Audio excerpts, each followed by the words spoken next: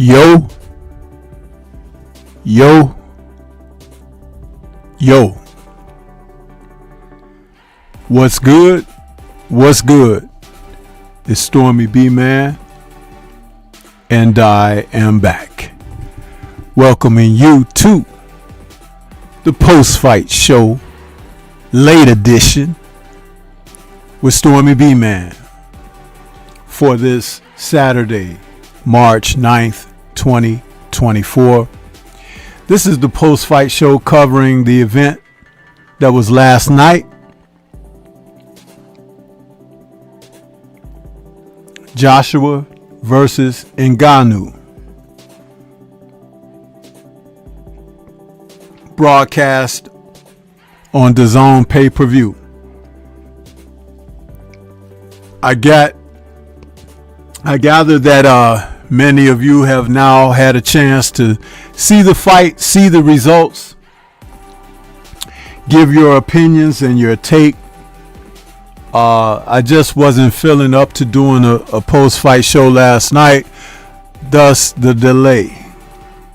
It had nothing to do with the fight itself, like, oh, Stormy didn't think it was worth. No, I wasn't feeling well, so instead of trying to be on the airwaves bringing content to people who don't really care anyway, I thought I would take some time out and care for myself.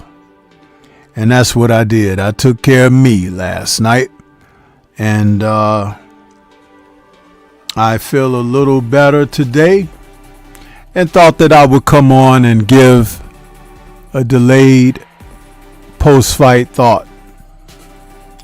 The card was an extremely long card. First of all, it started around 9 a.m. and went on, I think it was a little over 10 hours that card played out including all of the undercard fighters and all the talking that they were doing in between bouts. Boy, they know how to milk it, don't they? Listen, when Dazn first came out, they were doing this with these marathon cards, man, where it was like 8, 9 hour, 10-hour cards, and it's seemingly they're going back to this foolishness now that they're over there in Saudi. But I'm going to tell you something. The rubber band has to break eventually, huh? It has to stop, man. The foolishness in the sport of boxing has to stop. First of all, we got to get rid of these corrupt officials who are judging fights. We got to get rid of these promoters who continue on with the corruption by bringing these same said officials back for more. Suspensions and bans should be a part of the process of consideration improving the sport. Not rewarding bad performances from the officials with more opportunities, especially when we get to the big fight cards. So now that I've said that, let me just say that it was too damn long, that card, man. Too long. Especially when you got to the last main and co-main events, and they were disappointing in different ways. By now you all know the results. And I'll give some thoughts on both co and main event. But I was a little bit active with thoughts on social media, where I gave my sentiments when it came down to certain thoughts about how things ended up playing out.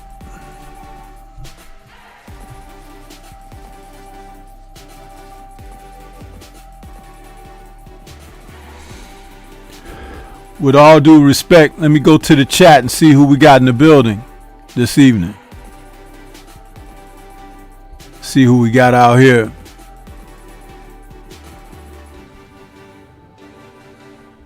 I'm going to drop this music a little bit. Sometimes the music levels go up even when I don't touch them. The laptop doesn't always function like you would like it to. We got Woke out there. Mr. Shelton.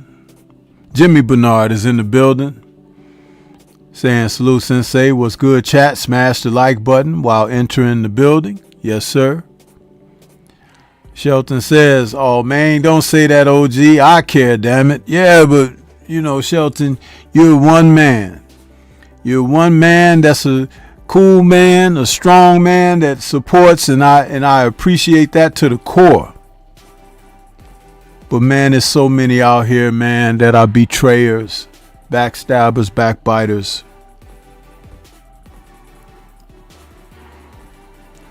Some of them you know. And they're out here. They're even out here right now. As I've only been on for almost 13 minutes.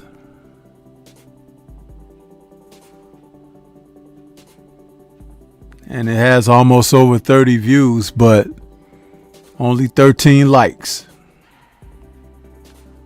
You see? But they'll come around though. Sniff, sniff, sniff. You know? That sniff, sniff, sniff. You know what I like to give the sniff, right? Sniffing around these parts, you get a big wet one. Sniff on that. Huh? You want to sniff? Get your noses open. Yeah. It's a good one. Got to check the undies after that one.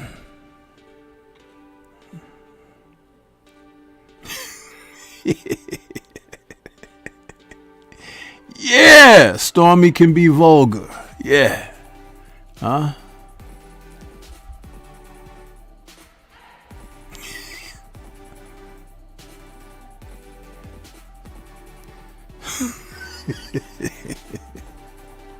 Yeah.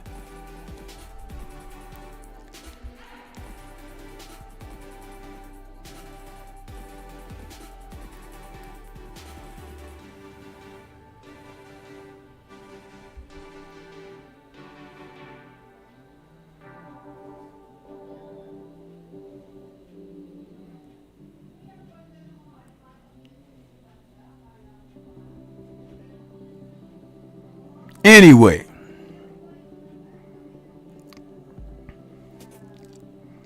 how did you guys find the fight, the main event?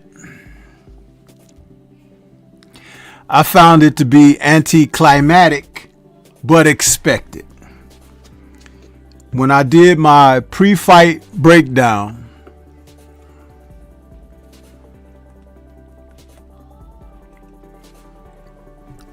I talked about this being a fight that Joshua should win.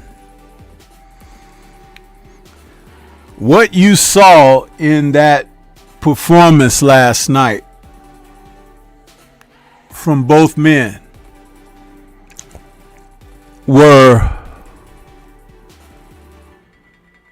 professional fighters in the sport of boxing, because that's where Ngannou is now competing, right? But in two different zip codes as far as the levels of their abilities. Joshua was made to look like $100 million fighter against Francis. And Francis looked every bit the old and now 2 fighter that he is in professional boxing.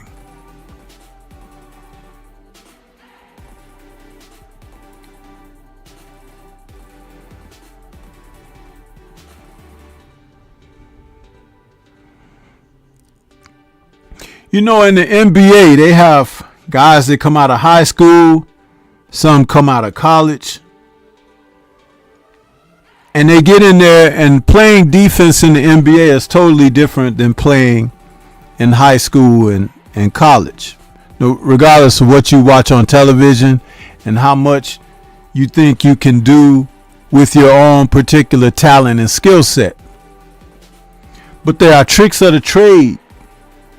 The way to position your body, the way to use your hands, feet, knees, elbows, shoulders, that the younger guys who are fresh on the scene, they don't know anything about that. And they get taken to the cleaners every time. Joshua took Ngannou to the cleaners, put a suit on him, freshly dry cleaned and starched, and laid him in that pine box called the canvas in the second round last night. Yeah. In other words, there are levels to this. Now, I'll give you an example. In his last fight against Otto Wallin, Joshua boxed Wallin's head in until Wallin said, you know, that's it, I'm going to pack it in. But even Wallin was a capable pro of defending himself, keeping himself out of the type of imminent dangers that Ngannou found himself in last night. and was able to protect himself, but he was still being beaten up by Joshua. Well, Ngannou offered none of that because he hadn't learned the nuances that the referee tells you when the fighters come together for fighters' instructions before the first bell. Protect yourself at all times.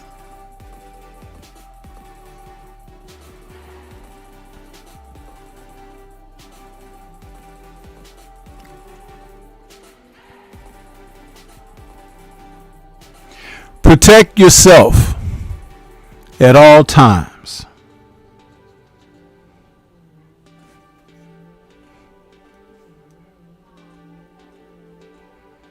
Muscle ain't gonna win it for you. Reputation ain't gonna win it for you.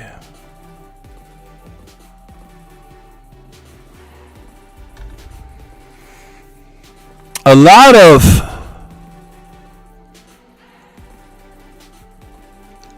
what allows you to be successful in boxing comes down to what you've learned and the repetition of you implementing it and practicing.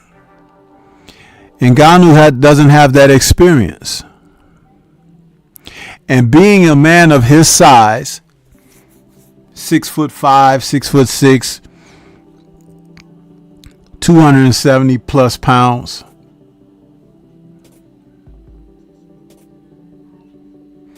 and all of that gym work, all of that filmed activity of he working out. Did you ever see him practicing slipping shots, getting his head off center line, moving and rolling his shoulders? And I'm not talking about on pad work.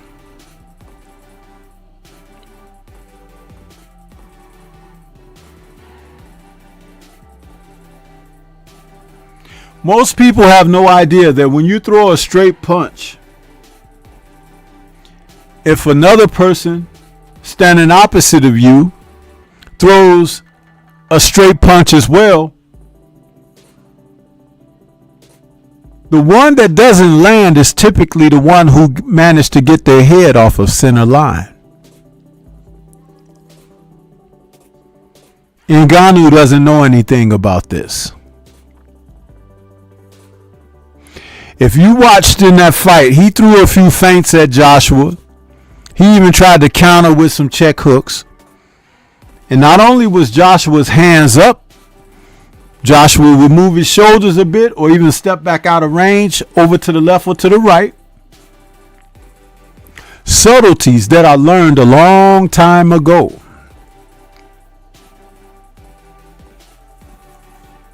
Levels. Levels are what separate planes, and that's PLAIN,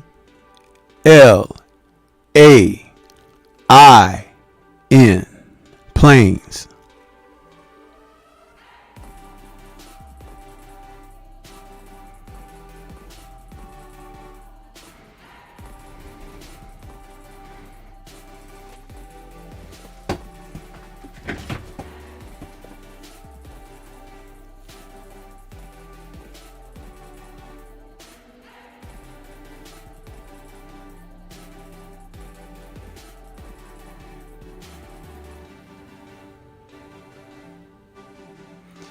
You see this level of distinction when you have prospects turning pro and they bring a guy in that may have a losing record. Definitely someone who hasn't fought anywhere near the competition level that the prospect has fought, whether it's an amateur turning pro or a highly touted guy that's being marketed to turn pro. They put him in there with someone that he can manage. And typically it starts off with them taking care of that opponent in such a way that there's confidence gained from that experience. What you saw last night was that on the highest level of economic windfall. Joshua fought a guy who was not even worthy to be his sparring partner. Now, for those of you that feel like I might be insulting Francis Ngannou, I'm not. I'm speaking sincerely about him. But what does that say about his performance against one Tyson Fury? Well, Fury came out and he probably didn't prepare in the best way he could.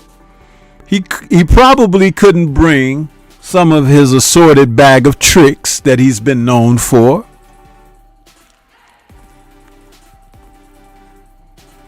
But also Joshua had another thing going for himself that Fury didn't have the luxury of. And that was the experience of being able to have some game film on Ngannou. They were able to study what Ngannou did well against Fury, being that was his first professional outing.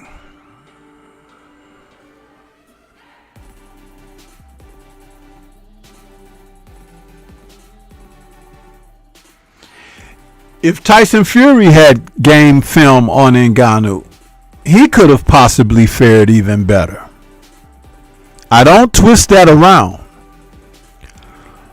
The other aspect is there are other heavyweight contenders out there that could have done the same thing to Ngannou. Some of them may have lost to Joshua already.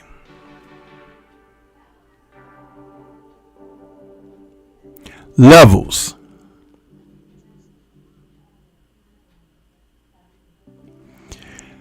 I'm going to point out something about Ngannou and the lack of experience and capability in the ring.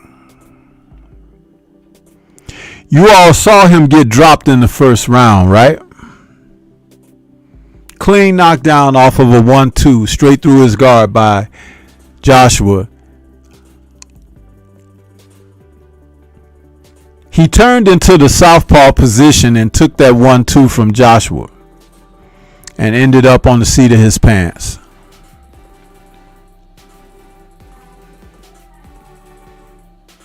And though it was near the end of the round where after he got up, he was able to see that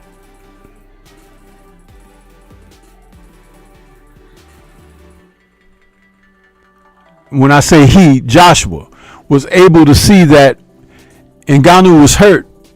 But even as the second round started out, Joshua threw a couple of shots at him, and Ngannou wasn't even adept at tying his man up. Kill some time, get your head clear. He didn't have those subtleties in his toolbox because he's never been put in those circumstances. And he wasn't being taught about this in the gym. You see, punching the bag and hitting the pads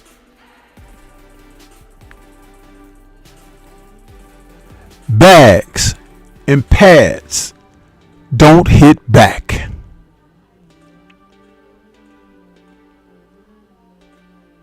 We used to practice dizzy drills in the gym.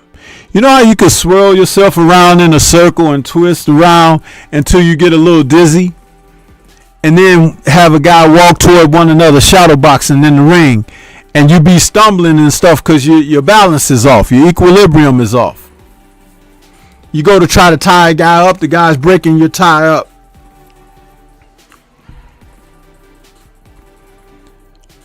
Being placed in a situation of being uncomfortable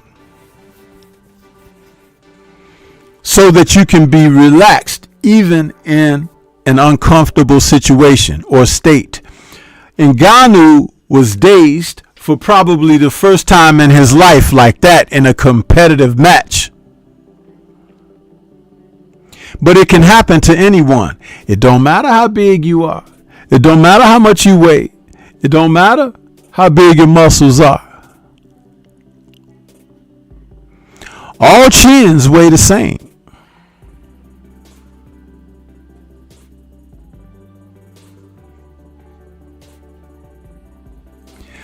I noticed that once he got shook, let's say, for a lack of better term, he didn't know what to do. He didn't know what to do.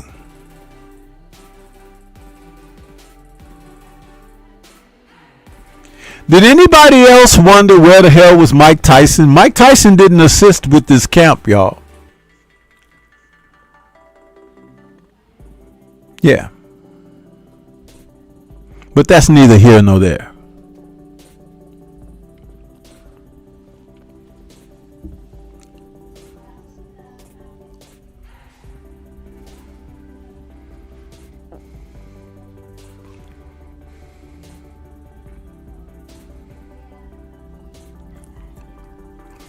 Did you notice that when they got in close proximity,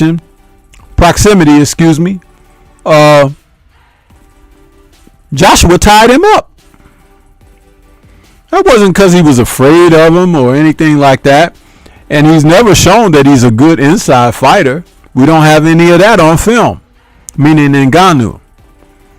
But that was Joshua's boxing experience. I've done what I'm doing to you. Let me tie you up so that when the ref breaks us, you'll have to reset.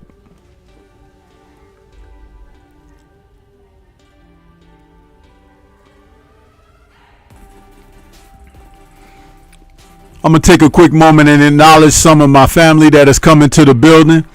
I know I've just been cooking, but I'm not ignoring anybody. Jimmy Bernard in the building. What's happening with you?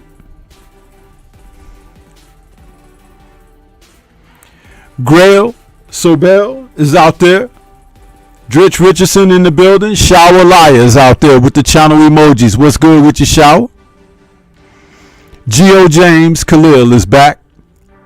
Cooking with the Champ is out there. What's going on with you? And the Cali Enigma is in the building. What's happening with you, Cali? He says, getting hit with the punch you don't see will sleep anyone.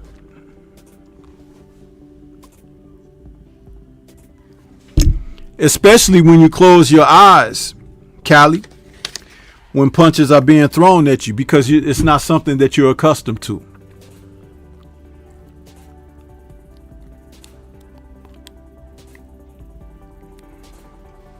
Note that sometimes when you're sparring with guys in the gym,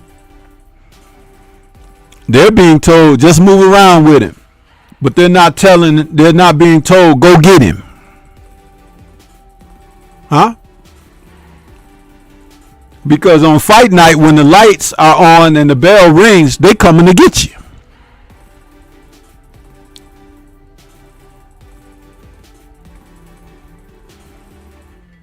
So if you haven't worked on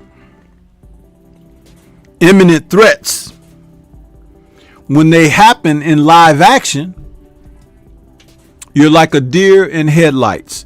Didn't Francis look like a deer when the ref was counting after that second knockdown? You okay? Huh? He was looking around like, what my name is. Yeah.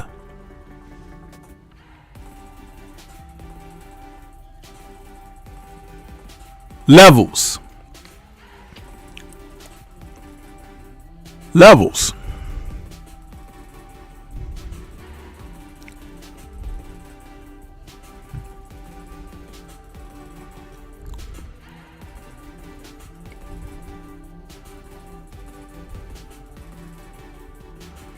Shower says, I was curious about the lack of head movement.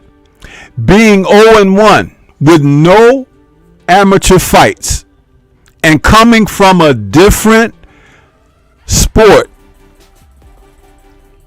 where they don't teach you head movement. Because boxing, head movement and boxing are like jabs and right hands. They go together. Though no one has ever been accused of everyone practicing it, right? However, the subtleties and the lack of experience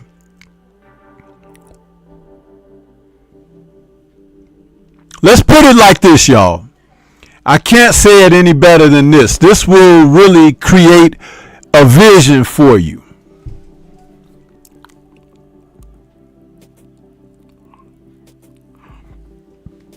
Y'all saw how Joshua landed those right hands, right?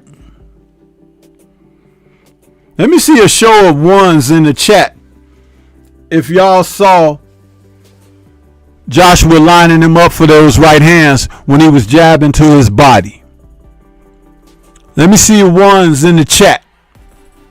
Shout out to Champside. Just hit some ones in the chat.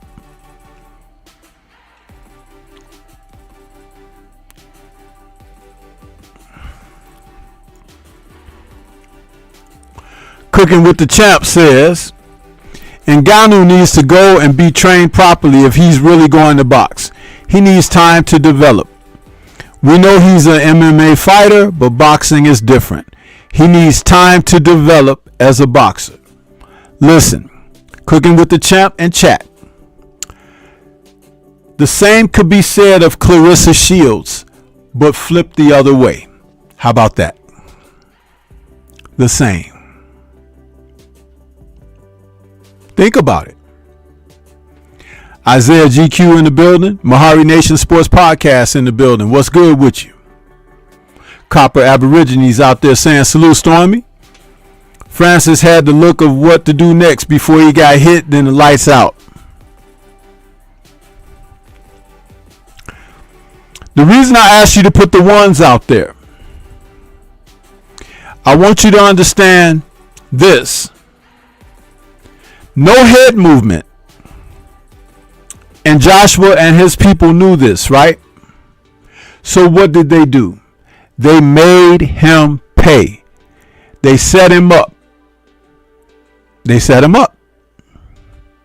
Now let's go to another fighter professionally in the heavyweight division who has a hellified right hand. Deontay the Bronze Bomber Wilder,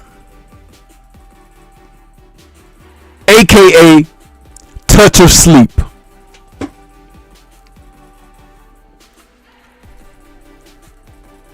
There's a reason that Joshua hasn't fought Wilder in all this time.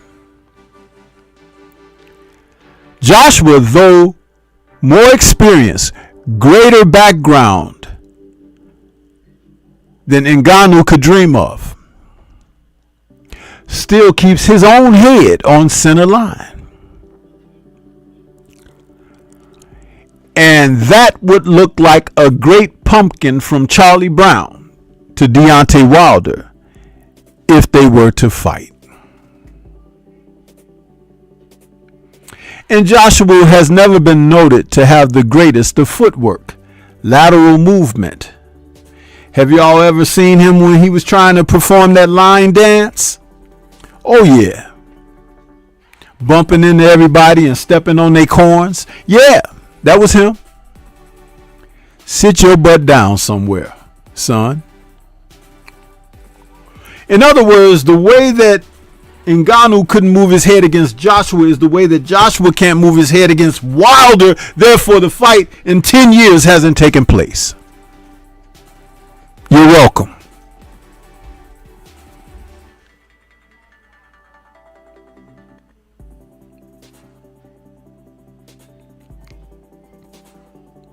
The one thing that I give him credit for is he didn't really celebrate his victory over Ngannou.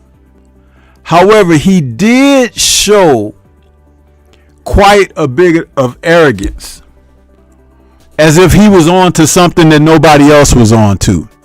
I'll tell you what that was. He knew that Ngannou, as long as he fought like he's going to fight, meaning Joshua, he knew that Ngannou couldn't win.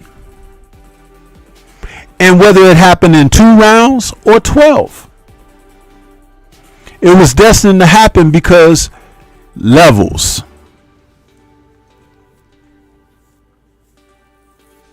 Levels.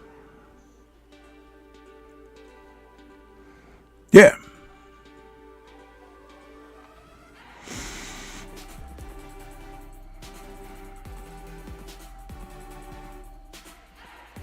Shower says, lots of time in comparison to the ilk of men he's had a chance to fight. He's not even on Jared's level. Shower, he's never even had an amateur fight. So this is the equivalent of a guy just turning pro, but turning pro against the 2 biggest names in the sport. Where do they do that at? Where do they take a freshman in high school and put him on the NBA court? Where do they take a guy who is graduating out of high school and put him as a starting QB for an NFL team? You see? Picture that. This is what you paid for. And I'm not ridiculing paying, because we want to see fights, pay-per-view, this is what it was. But let's not get too far ahead of ourselves when we see that something stinks. And the sheik, the crowned prince, is selling you all these gummy bears. But you cry when you find out what the gummy bears are made of, Yeah. Nothing good. Nothing good. My man Drew Titan is in the building saying salute.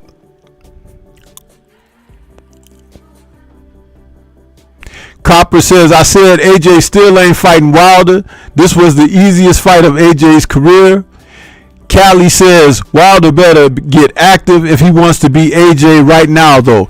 Listen, I have concerns about Deontay Wilder and what his motivations are. His accomplishments up until now, he will be in the Hall of Fame. But he's going to have to decide if he wants to fight or go on into what he's doing in his personal life, because Parker and Joshua are the 2 most active heavyweights over the past year and a half. And that activity maximizes what they have accomplished in that same time. Deontay has been on the shelf.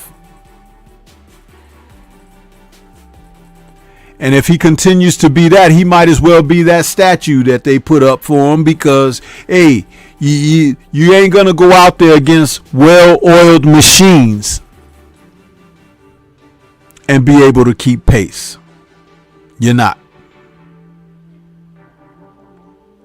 Salute to my brother Drew Titan out there with that super chat.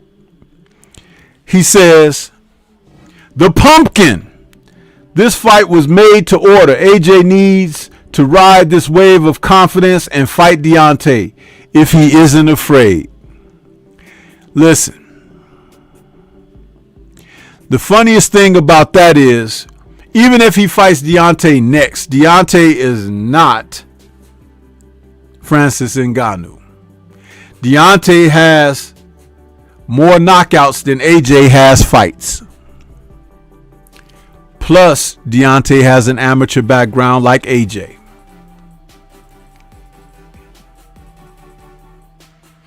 And Deontay has lost like AJ has.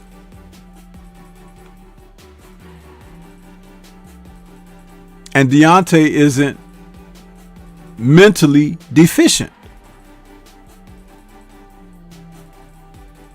He may need a kickstart to that motivation again. And I know just what would kickstart that.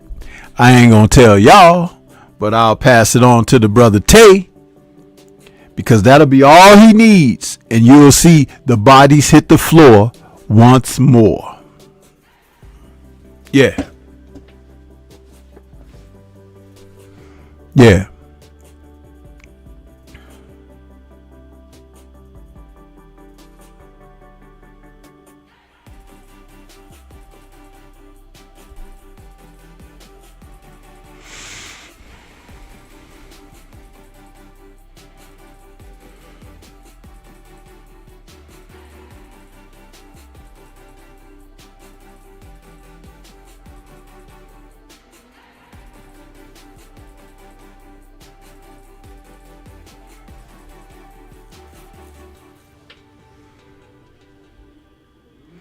See, what Wilder's going to have to do, and many people may not agree with this, but it is definite up the alley.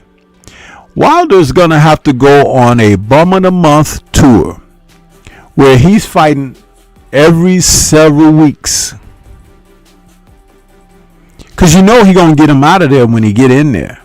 So they could be low-level opposition. They could be medium-level opposition. And we know that none of the top-level opposition really want to get in there with him unless they're going to get a Saudi-like bag to fight him. So he needs to go over there into those Caucasus Mountains and bring back some of those Ukraines. He needs to bring back some of those Russians and Slavics. He needs to go into the depths of Africa and bring back some of those Nigerians, and Ghanaians. Yeah. 6 fights. Let's get them. Line them up. Knock them down.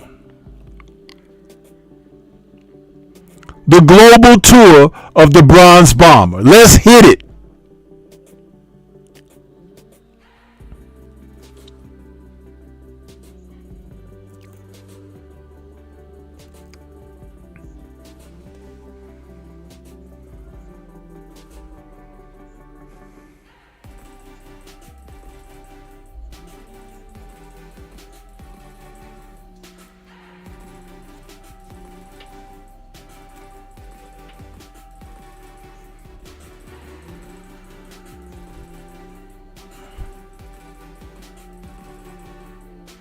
You see, I'm going to tell you something about boxing. As a fighter, and see, some of these guys, they haven't learned this because PBC has spoiled a lot of guys with those nice bags. Just as Saudi is going to spoil a lot of these guys with those nice bags. But when a fighter gets in shape to have a match, you've had a 12-week camp, 8-week camp, and you've performed, and let's say you didn't fight past 7 rounds.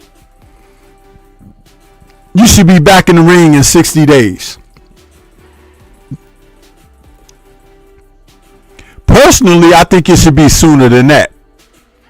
But I give slack to some of these slackers of today. 60 days. And let's say when you come back in 60 days, you get rid of a guy in 3 rounds. Then you come back in another 60 days. If you end up with a 12-round fight or a fight that went at least 10, you may have still got a stoppage, but it went 10. Then you come back in 90 days. Yeah.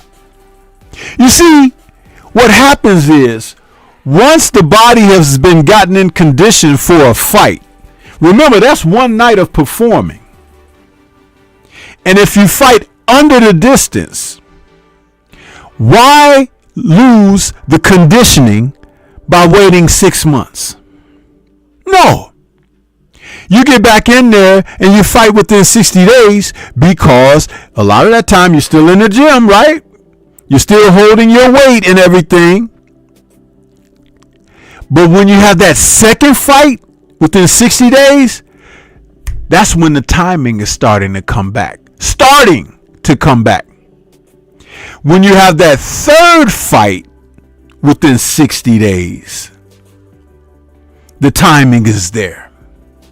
And you saw that for AJ against Otto Wallin. You saw that with Tony Parker against Deontay Wilder. Once the timing is there, then you want to fight frequently because it's not laborious then. It's second nature. Slipping a shot, countering, following through with combinations and finishing up with that left hook or the right hook if you're a southpaw. See, that's what is the make of order for professional boxing. But you don't get that from these guys of today. These guys go on vacation. I'm having holiday. They're over in Dubai. They're over in France. And they're over in Spain. But can't speak a lick of the languages. But they fronting. Just because the bank account got a little nicer. But Marvin Hagler said it's hard to get up when you're sleeping on those silk sheets. Just ask Canelo Alvarez. He of the silk pajama jams. Yeah. And Ray-Bans.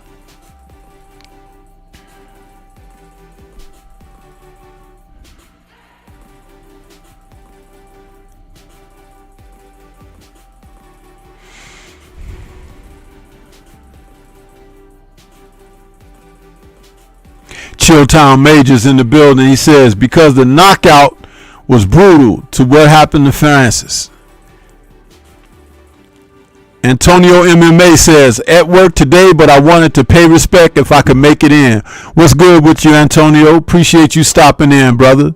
That's my number one pupil right there. Callie says, Parker has fought 6 times in 14 months. AJ has fought 4 times in 12. Wilder has fought 2 in 2.5 years.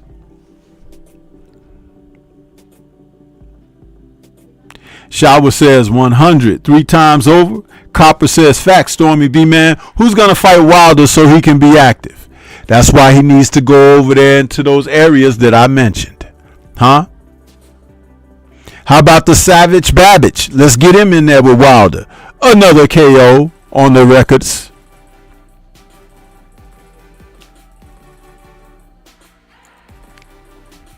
Callie says, I just want Wilder to fight or retire, but he needs to get active. I'd like to see Wilder fight 3 times in 9 months and then fight AJ. Why can't he fight 4 times in 9 months? Especially if it's a couple of rounds that he goes. Because that's what's going to happen to people. If you stretch it out, again, it's not good. Listen, Sugar Ray Robinson once fought 5 times in a month, man. Come on.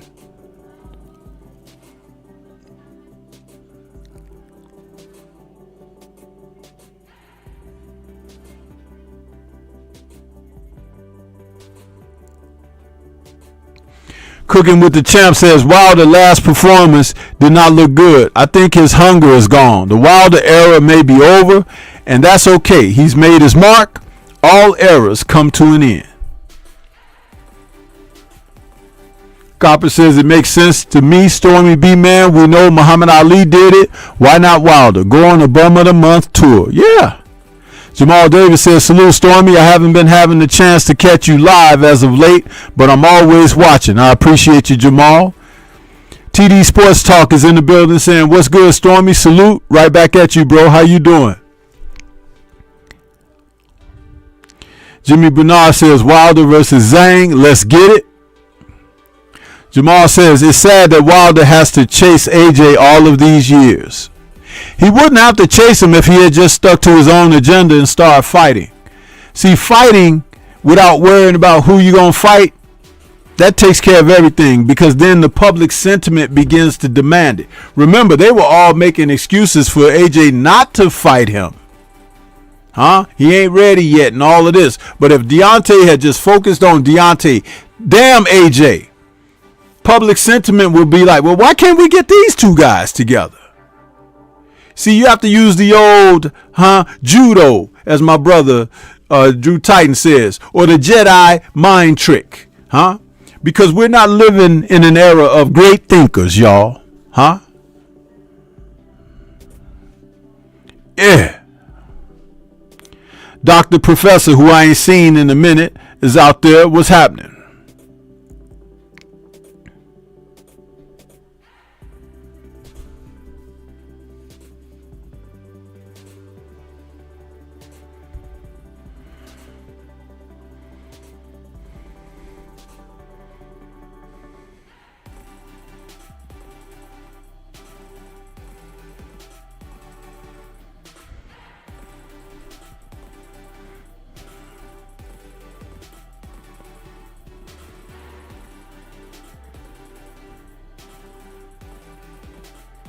Boxing and Barbecue in the building. What's happening with you, Boxing and Barbecue?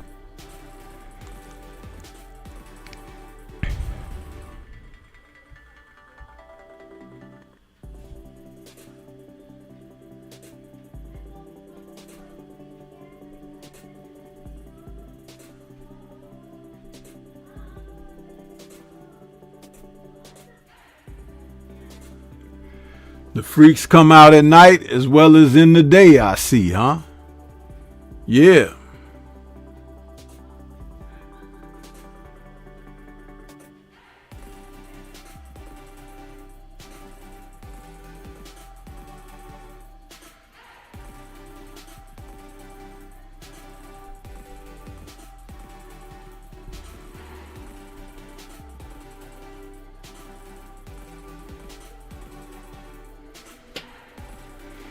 Brent Fox says, on the move, but listening. Still supporting. Hey, I got you.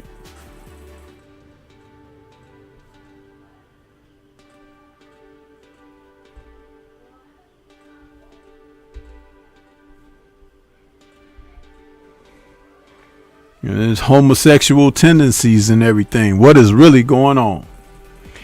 Antonio says, in those regions you mentioned, Sensei, they'll fight Wilder for 100,000. They don't care but to be bargaining. Hey, why do you think? See, that's why I call Antonio my number one student, because he pays attention to what I be talking about and how I be putting information out there. Because sometimes I'll say something as a straight shooter, and sometimes I'll just put something out there as food for thought. But Antonio has been here for the entire ride. He knows exactly where I'm coming from.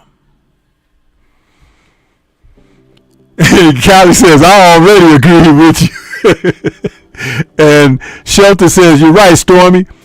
Plus, they'll say he's fighting another bomb anyway. Hey, line him up, Line him up, bro. Jamal Davis says, it wasn't that long ago that AJ was having mental breakdowns. People have short-term memory. But since AJ is so-called back, he should jump to make the fight with Wilder. AJ ain't back. He was never gone. You understand? Except for upstairs. But see, that would take an experienced fighter to bring that out of him. Not a guy who was going into a bout with him 0-1, with no priors, Yeah. Yeah. And that's why I say what I say. It makes a difference when you are in there against someone who has similar dealings. Give you an example that you just saw last night. Big Bang Zhang, who needs to get his big ass in the gym and train and trim off about 40 pounds, off of that lard of his, thought that just because he knocked Joseph Parker down, that he would win. Parker has been knocked down. Parker has been knocked out. And Parker was going to be there for the long haul, especially when he recognized that Zhang, gas tank was so empty, that it was so dry. His gas tank wasn't empty. It was dry. It was like when you go to the store to buy a gas can and there's nothing inside at all, and you could drop a match in there and even a fume won't ignite because it's so dry. It ain't never been nothing. That's how Zhang was after a few rounds. And Parker was ready, and he showed it. So, in other words, if you've got a guy who's been through some stuff and he can show that he can take it, also know that he can take it from you. That makes all the difference in the world. Salute to Boxiana out there. I see you out there, Queen. How you doing? She says, hey, Stormy. What's good with you, Boxiana? Appreciate you stopping in. Y'all were cooking yesterday. Queens of boxing talk out there. Y'all were doing y'all thing. I was out there writing some funny stuff in y'all chat.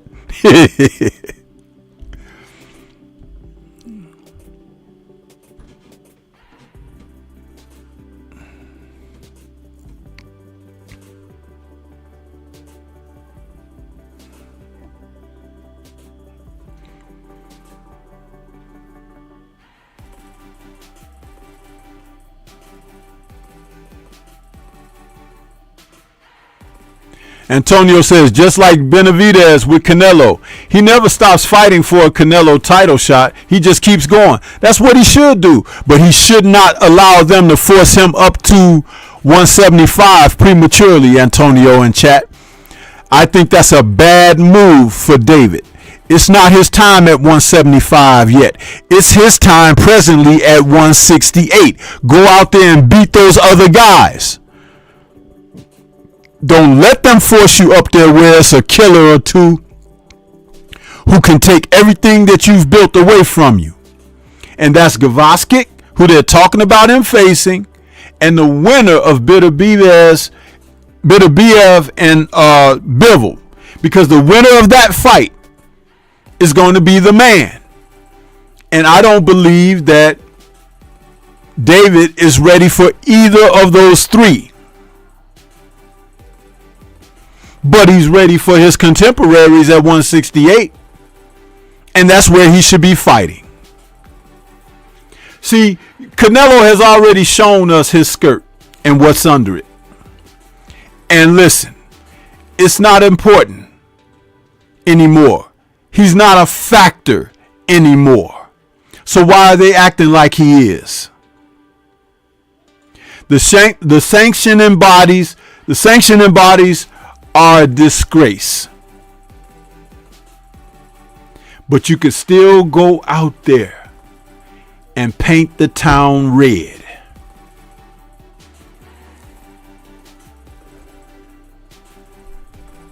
No, Cali, don't believe that he can't make 168. The boy has hired, and I call him a boy because I'm old enough to call him a boy.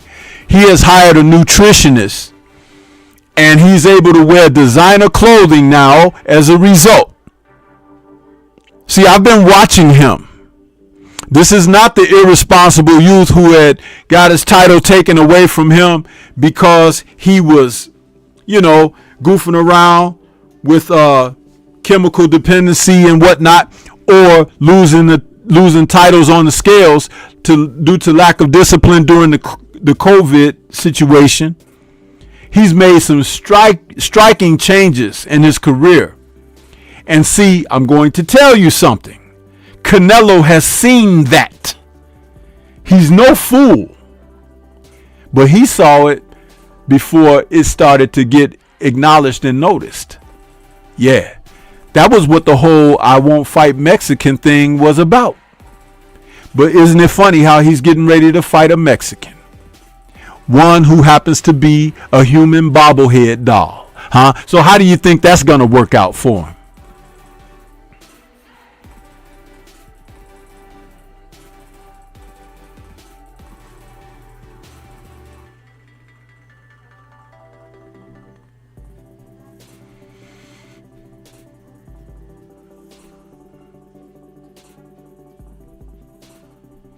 We got quite a few people gonna come in now.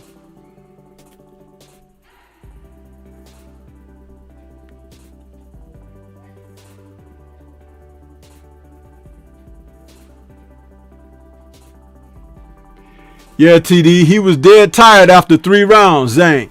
He was tired after throwing a 1-2. Freaking ridiculous. I left a message for him specifically on social media. I hope he sees it, and I hope he's offended, huh? To the 9th power. Yeah. A disgrace.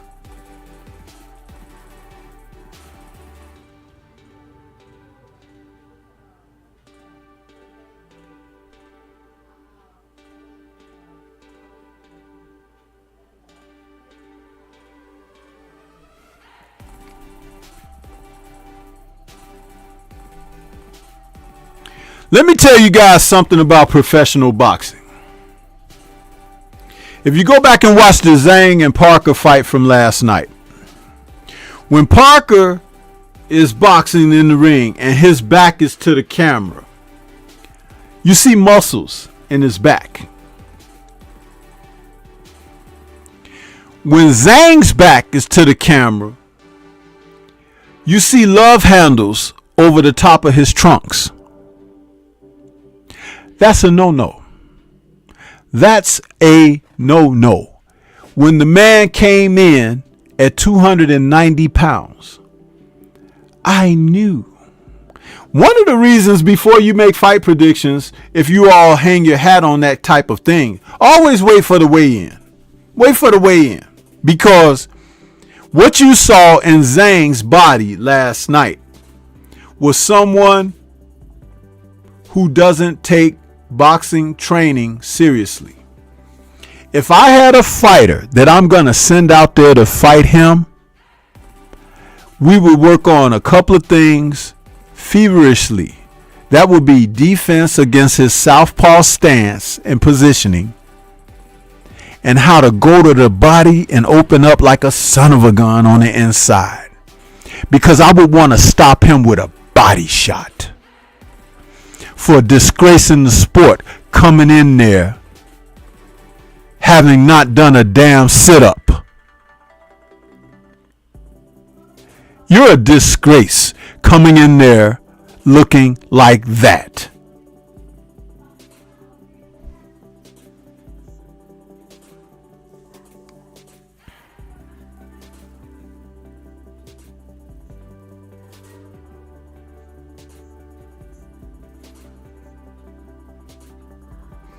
Yeah, Callie, his father is saying that because he's trying to drum up some interest for fights.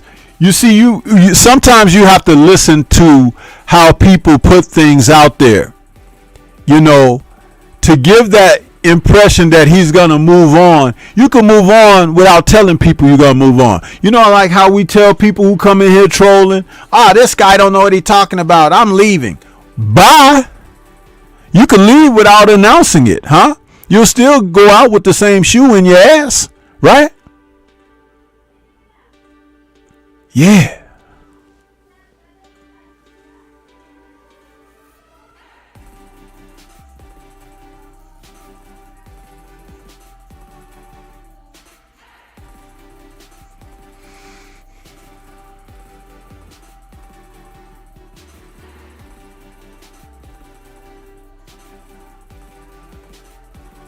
See, I look at a fighter, Callie and chat. If you go back 3 years ago, David Benavidez didn't look like he's looking in his last couple of fights against Caleb Plant and Demetrius Andrade. See, he seemed to turn a serious corner there with those matchups. One reason being that he recognized that to be on a certain type of a level, you have to have a certain type of a mental approach and physical approach. And now he's beginning to marry that together. The Andre stoppage was almost effortless. Almost.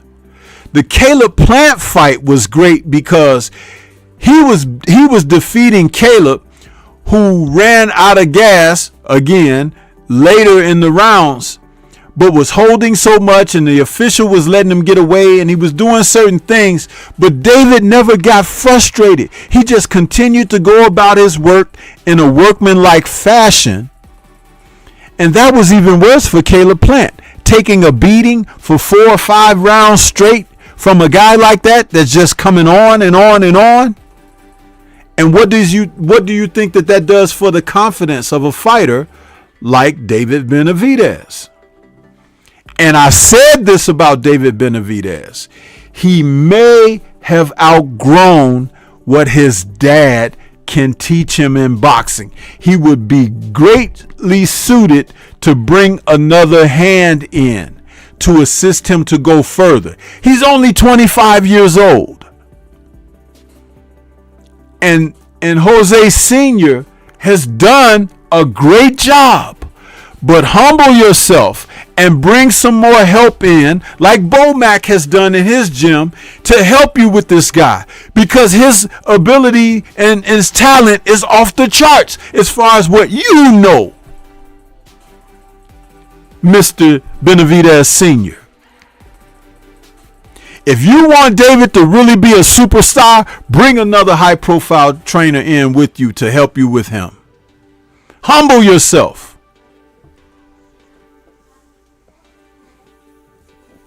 And that's not to replace you, but he's grown about as far as he could go with what you've done for him. And he's breaking that barrier. He's better.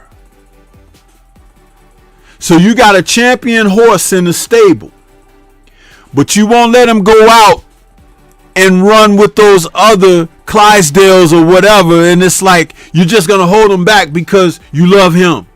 Nah. You're smothering him.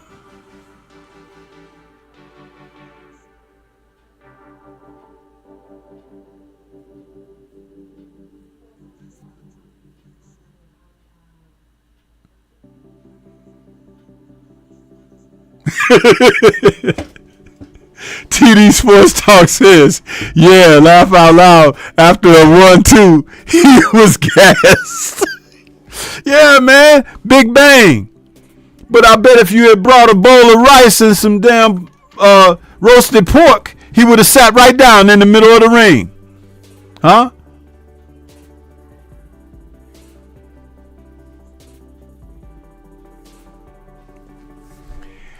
Hey, Copper, his pride has already gotten in the way.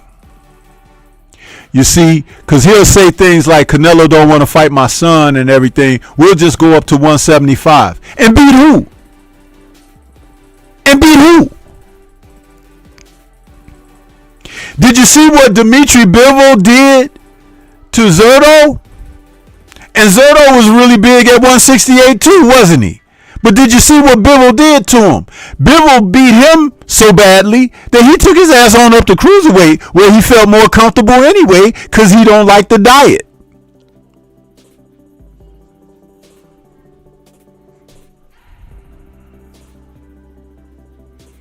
And if you're talking about Benavidez beating Dmitry Bivol, that's a tough pill to swallow. If you're trying to insinuate that Benavidez can beat Better Beef,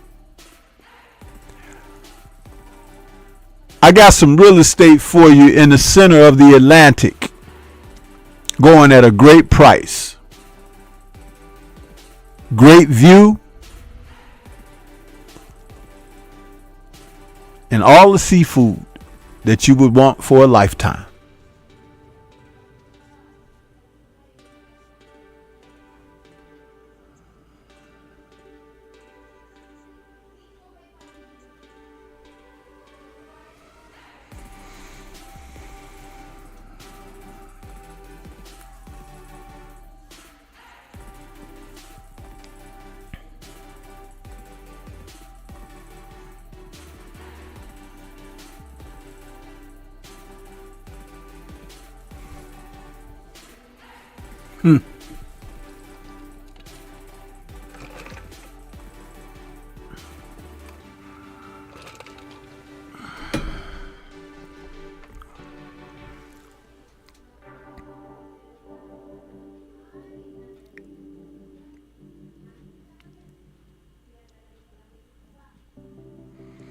But see, Queen, I understand that could be a promise made.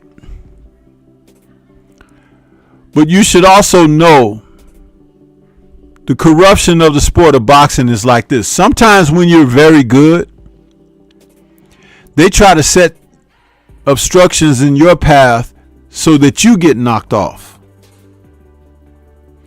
And that's what they did to Wilder.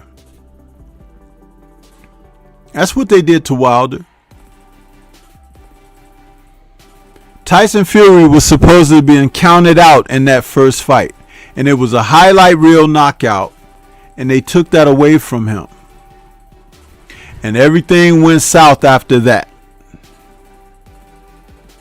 It's just like when Meldrick Taylor lost to Julio Cesar Chavez. If they didn't stop that fight with 3 seconds to go, and Mel gets that decision because he was up on the scorecards. Psychologically, what that victory does for you, it allows you to go forward. But mentally, because they took that away, it broke him. And he was never the same fighter again. Some of that breaking had to do with the punishment that Chavez inflicted upon him. But remember, you can rise above physical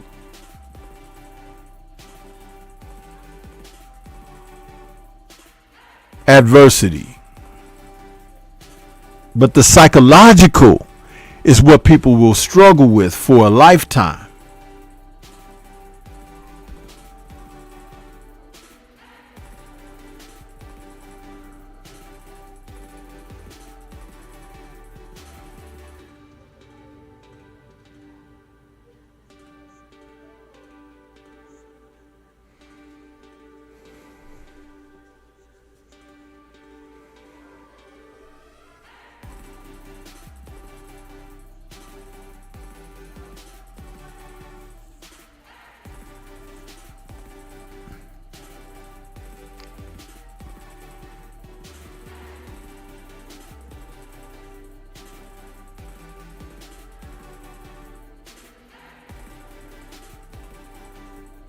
See, when you're mentally strong, you take things like that in stride and you just go on about your life and your career. Marvin Hagler, after Sugar Ray Leonard got that decision over him, he just walked away from the sport.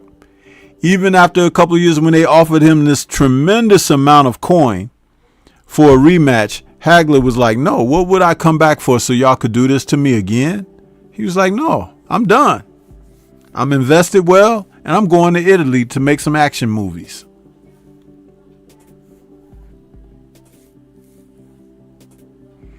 That's why I say, if Deontay don't want to get active and get in there and fight some bum of the month type situations, because these top guys are not going to get in the ring with him without being overcompensated,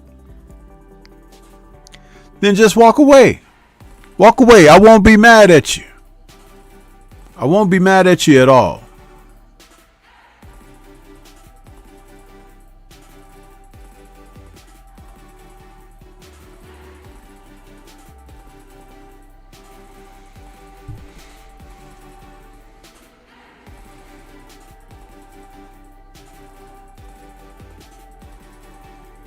Now, on to Parker versus Big Bang Zhang. I will give Joseph Parker one huge compliment. That man has balls of steel. And though his boxing talent and ability isn't as great as his heart and will, because it's not, it's refreshing to be able to see a fighter have that type of belief in self and want to compete. Remember, they had stated that a number of fighters who will not be named were asked who wanted to step up to the plate and fight Zhang. And Parker was the only one who acknowledged and said, I'll fight him.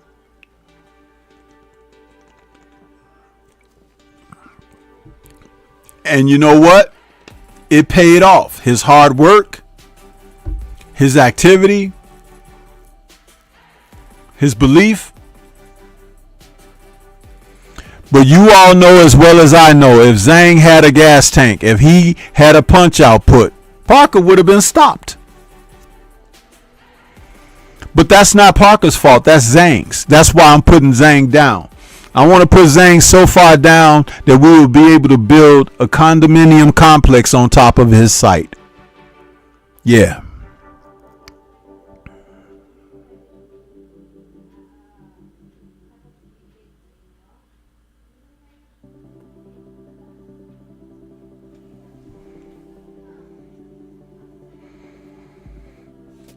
And he's battled against some bigger men, much bigger than he, and performed very well.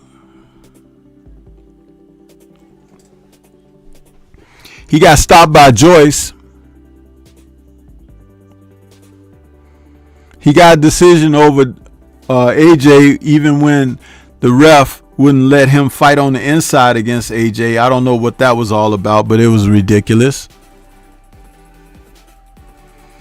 He doesn't have a huge knockout punch. He's a strong man for his weight, 250 pounds. Solid. Excuse me. But he does work. And if you could spread some of that fighting spirit that he has amongst some of these other fighters in the sport of boxing, not just in the heavyweight division, man, you would really have some competitive circumstances out there. It's one of the long lost essences, fortitude. We don't have a lot of that in the sport of boxing.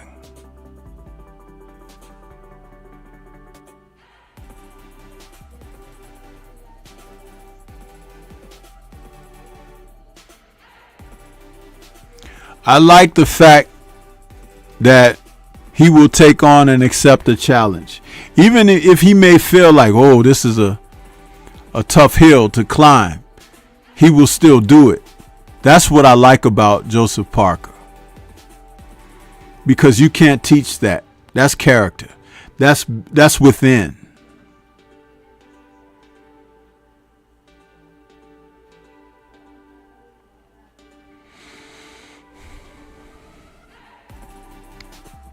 So his performance yesterday was greatly appreciated.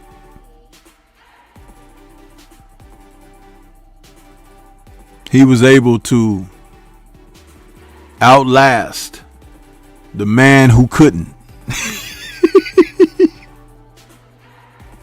What the hell was that from Zhang, man? He may as well not even taken his robe off, huh?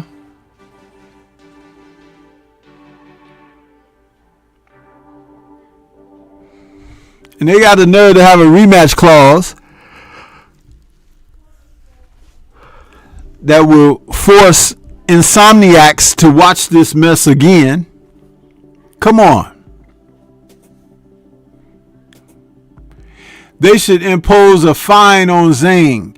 If you come in over 268 pounds, you got to give Parker a couple of million. Yeah.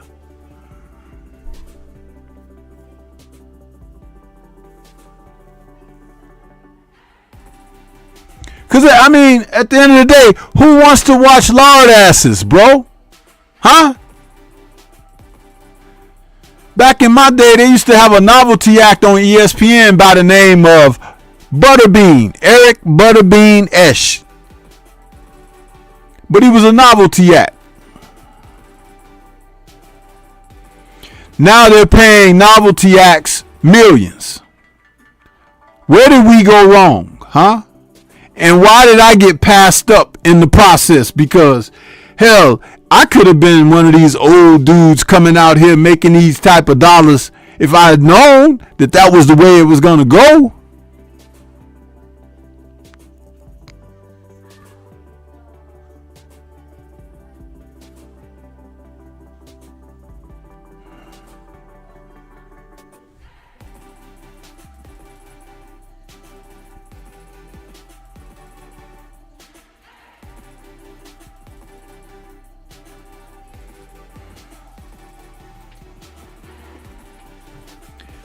Chilltown Majors. No, that fool was over 300 pounds by fight night. 291, I think, was what he weighed in on Thursday at the weigh-in. But you know he went to the buffet after the weigh-in, because that's what they do. They go eat. So you have to figure if lighter weight dudes can go up 15, 18 pounds, he can surely go up to 10 to over 300.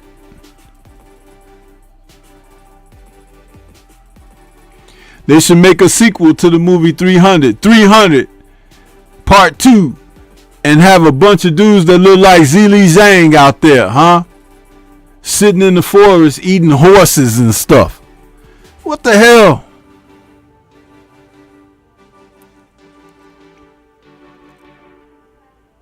You big giant piece of lard. That's what he looked like. Melted ice cream.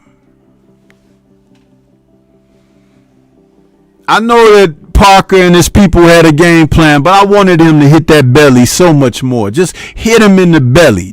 I want to see it shake, huh? I want to see the Chinese shake, huh? Yeah. Coming in there like that. You're a disgrace to the sport.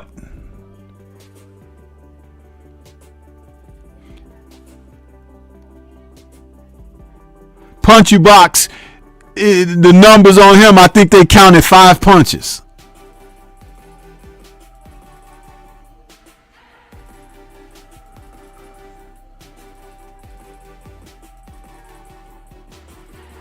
You ever seen when kids build a snowman in the dead of winter? And then when they get ready to start thawing out and the weather changed, that snowman that they made in the front yard, it starts to droop and it look like a shape like a pear or something like that. That's Zhang, huh? Put some boxing trunks on him, huh? And some boxing gloves. That's exactly what he looked like.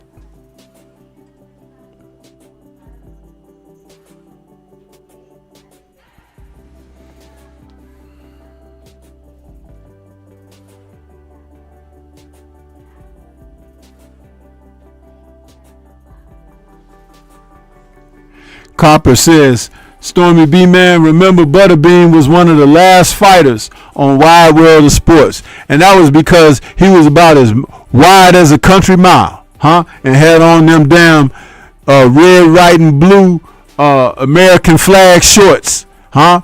He looked like a hillbilly, huh? With some American flag shorts on. He looked like a skinhead, redneck hillbilly. That's what he looked like. Didn't have no neck or nothing. It was just his head on top of an apple-shaped body, huh? And then he had trunks on. And the trunks came all the way up to his chest plate, huh?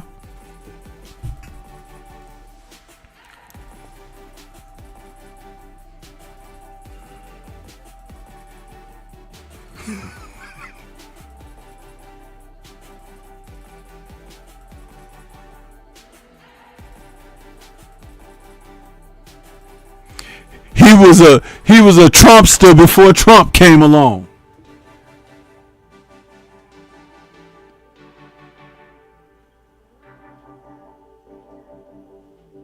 Hey, y'all heard of that cartoon character SpongeBob SquarePants? Well, Butterbean was SpongeBob Round Ass because he was so round and rotund, huh?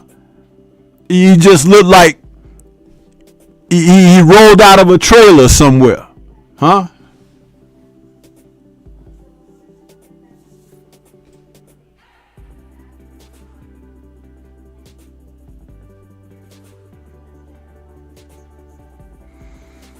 If you saw him running out in the field, you know, somebody from a different country, they might start shooting at him because they thought it was an invasion.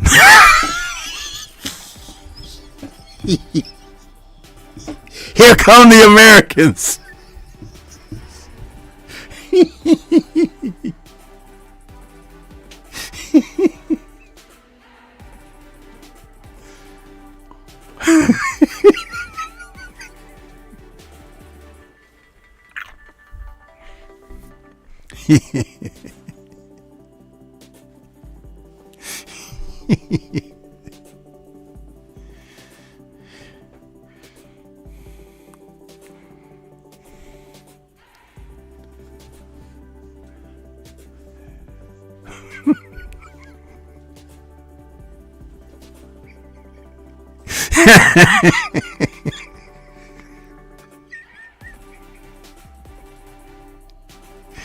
Yeah.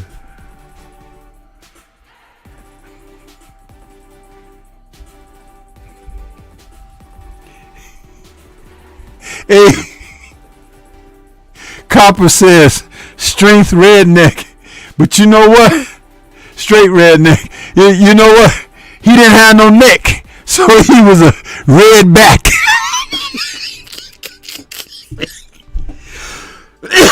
Yeah. He didn't have no neck, so he was a red back. Huh? Shit.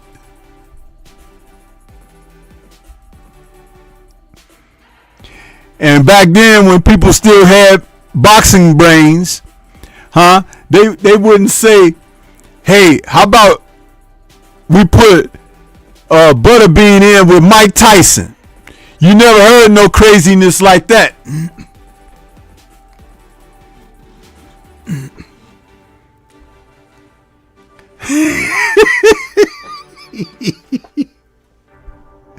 Hey, listen, nobody ever called it, I want to see Butterbean against Tyson. Nobody ever said that foolishness. Huh? But I'll tell you this, if they did,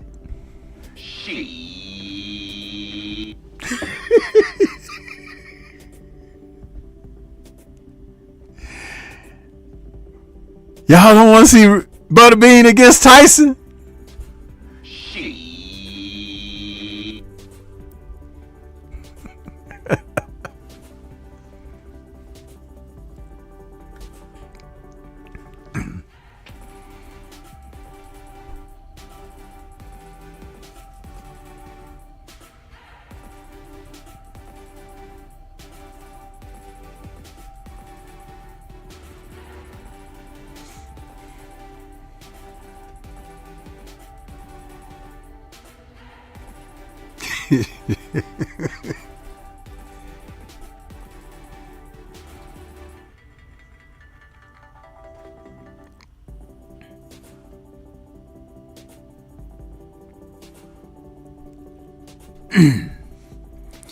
Nah, man. See, that's what I'm saying. You got to know better, man. You got to know better. You got to do better. This beloved sport of ours. Nobody should be out here disgracing the sport. That's why Ngannou got what was coming for him. Listen, that is the closing statement on that fight between he and AJ. He got what was coming to him because you don't play boxing here, partner. Huh? It may look like, it's just like, I can look at kung fu movies all day, but I ain't going out there in the damn MMA cage thinking like, yeah, I got this. I don't watch 25 Bruce Lee movies. What? So they shouldn't be able to come waltzing their butt over here talking about, let me go on out here and knock out Devin Haney. Yeah, right.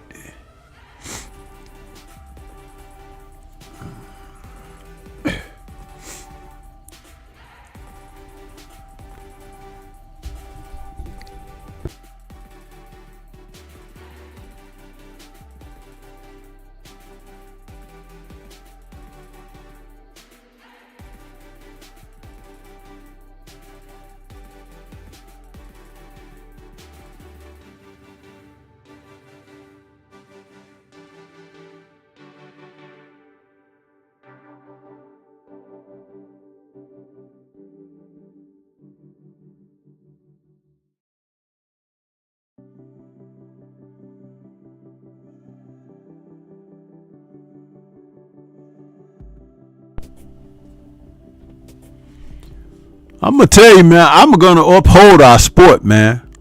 It's a lot of problems in it or whatever, but people trying to disrespect our sport and treat our fighters like they're nobodies and stuff like that. You get in the ring with them and see how long you last, huh?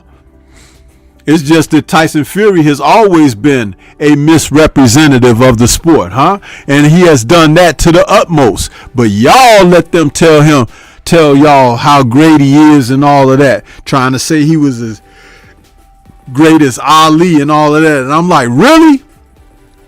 Are you really trying to say that about Ali, a really truly great man? They wanted to say that stuff about Tyson Fury. When they were saying that stuff, this was my thoughts on them talking about Tyson Fury.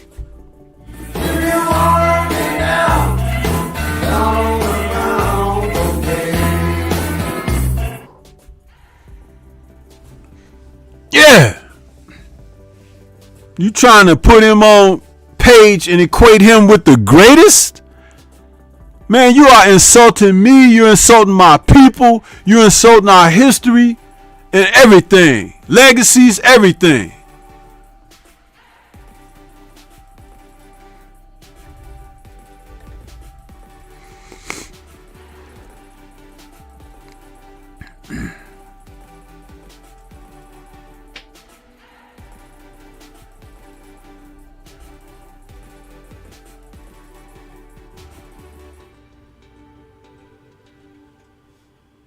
If y'all saw that clip before and you looked at his nose, you would have saw something a little bit special on there.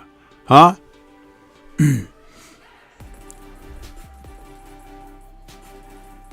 I'll play it for you one more time. Just make sure you look at the screen when you see this come up. Watch it to the end. Huh? Is this your champion? Because I want to know.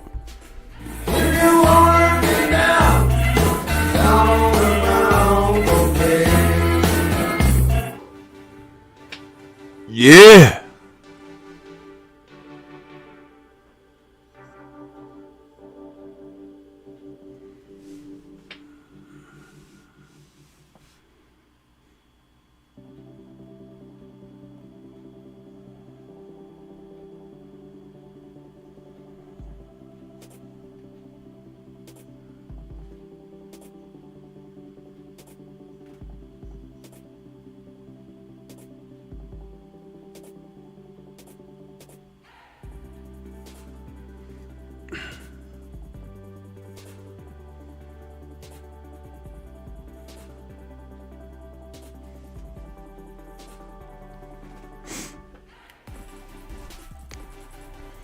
Y'all know how I put it out there.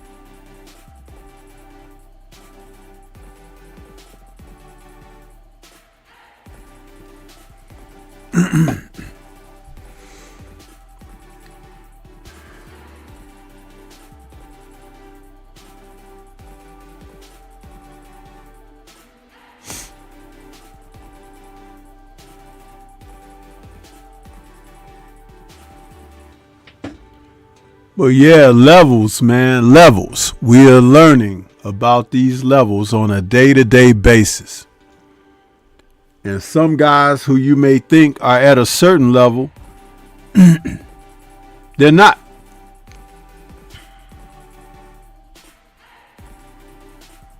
They're not.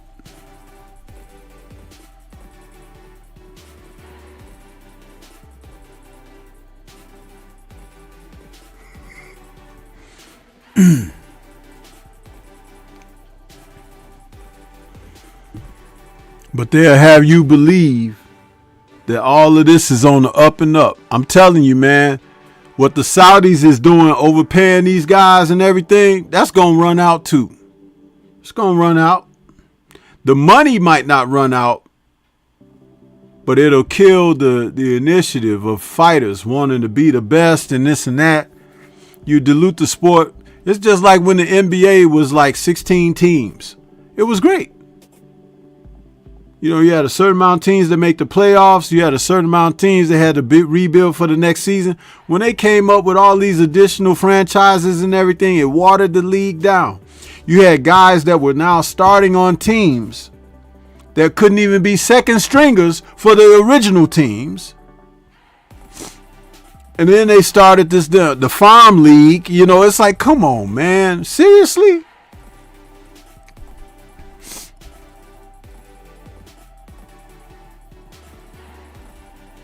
You water it down too much, then the quality is just not, you know, what it once was. But you'll always have guys who are standouts. Anybody else or anybody who believe anything else, this is all I got for you. You welcome to your ride. You know, your ride is outside. Here comes your Uber.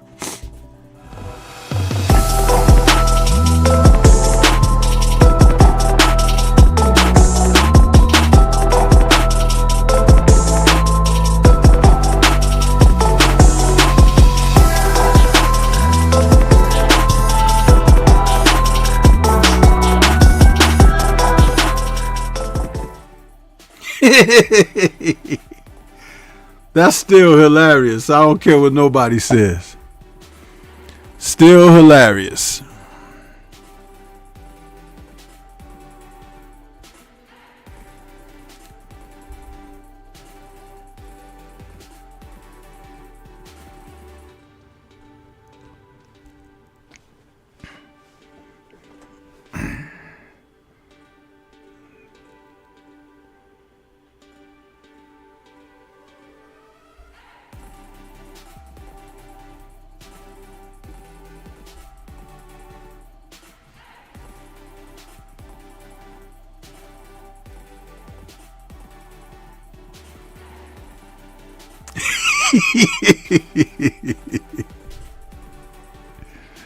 Yeah.